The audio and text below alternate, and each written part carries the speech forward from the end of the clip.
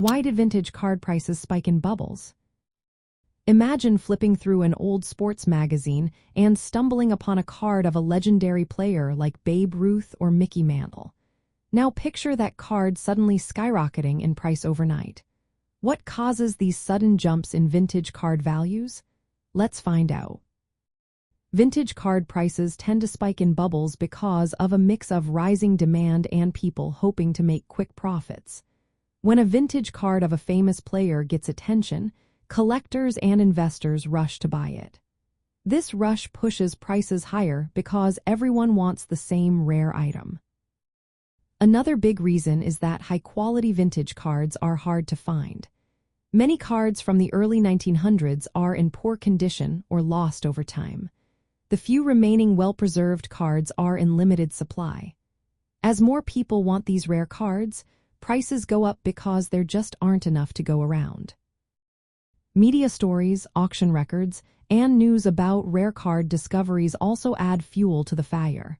When a card sells for a record price, it creates excitement and makes others think they can get rich quick. This hype spreads quickly and makes prices inflate even more. Investors and flippers also jump into the market looking for fast gains. They buy vintage cards with the hope of selling them at a higher price soon after. This shifts the market from just hobbyists to people treating cards as financial assets. When many investors buy at once, prices can rise sharply and quickly.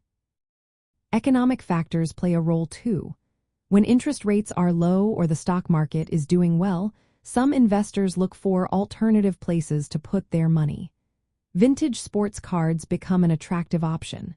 Nostalgia and pop culture trends also boost interest, especially when players or teams become popular again.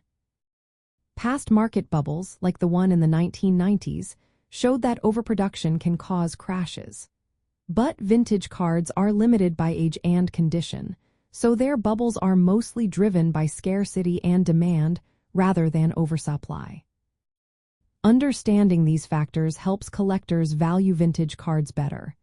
It's important to look at the card's condition, rarity, and how much interest it has from buyers. While bubbles can create quick profit chances, they also risk sudden drops when hype fades.